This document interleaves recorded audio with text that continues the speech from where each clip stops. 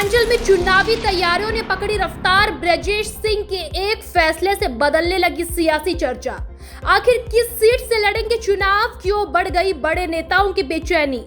पूर्वांचल में फिर सक्रिय हुए बड़े चेहरे। पंचायत से विधानसभा तक शुरू हुई नई रणनीति। क्या बीजेपी, निर्दलीय और क्षेत्रीय ताकतों के बीच बनने वाला है नया समीकरण? जानिए पूरी कहानी।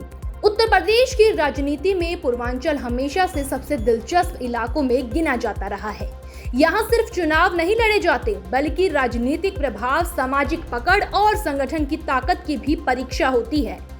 यही वजह है कि जैसे जैसे 2027 विधानसभा चुनाव की आहट करीब आ रही है, वैसे वैसे पूर्वांचल में राजनीतिक गतिविधियां भी तेज होती दिखाई दे रही है। दोस्तों, बड़े नेताओं की मुलाकातें, संगठन की बैठकों और चुनाव लड़ने के संकेतों ने पूरे इलाके का राजनीतिक तापमान बढ़ा दिया है। अब हर बयान के पीछे नई रणनीति और हर गतिविधि के पीछे चुनावी संदेश तलाशा जा रहा है। और इसी बीच पूर्व एमएलसी ब्रजेश सिंह के चुनाव लड़ने के ऐलान ने पूरे पूर्वांचल में नई चर्चा शुरू कर दी है। उन्होंने साफ कहा है कि वो 2027 का विधानसभा चुनाव लड़ेंगे।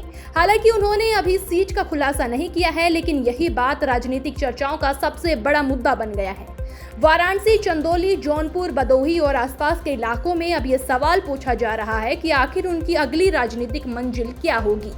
कई राजनीतिक जानकारी से सिर्फ चुनाव लड़ने की घोषणा नहीं, बल्कि बड़े राजनीतिक संदेश के रूप में भी देख रहे हैं।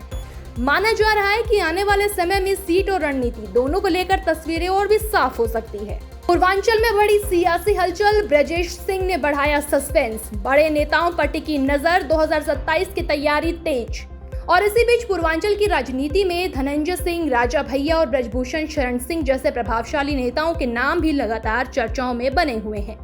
अलग अलग राजनीतिक घटनाओं और मुलाकातों को लेकर कई तरह के कयास लगाए जा रहे हैं। हालांकि किसी नए गठबंधन या साझा रणनीति की आधिकारिक पुष्टि नहीं हुई है, लेकिन राजनीतिक गलियारों में ये जरूर कहा जा रहा है कि पंचायत चुनाव से लेकर विधानसभा चुनाव तक कई नए समीकरण बन सकते हैं। और दोस्तों, यही कारण है कि हर छोटी राजनीतिक गतिविधि पर भी बारीकी से नजर रखी जा रही है। ब्रजेश सिंह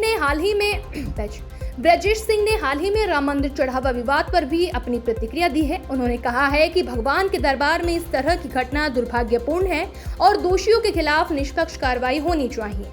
इसके साथ ही उन्होंने वाराणसी के जगन्नाथ ट्रस्ट में चढ़ावे और पूरे वित्तीय प्रबंधन को ऑनलाइन और पारदर्शी बनाने की बात भी कही है।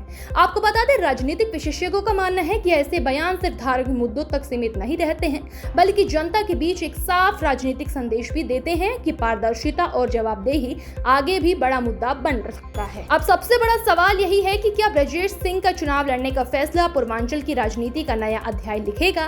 क्या इससे धनंजय सिंह, राजा भैया और ब्रजभूषण शरण सिंह जैसे प्रभावशाली नेताओं की रणनीति भी बदलेगी? क्या बीजेपी और अन्य दल अपने समीकरणों में बदलाव करेंगे? दोस्तों, इन सभी सवालों के जवाब अभी आने वाले समय में मिलेंगे, लेकिन इतना तय है कि पूर्वांचल की सियासत अब पूरी तरह से चुनावी मोड़ में पहुंच चुकी है। आने वाले महीनों में हर राजनीतिक कदम, हर बयान और हर मुलाकात 2027 के महासमर की दिशा तय करने में अहम भूमिका निभा सकती है। देश दुनिया की हर बड़ी सटीक और भरोसेमंद खबर के लिए अभी विजिट करें हमारी वेबसाइट nowuttarpradesh.com और nownoida.com, क्योंकि यहां सिर्फ सुर्खियां नहीं, बल्कि पूरी जानकारी मिलेगी।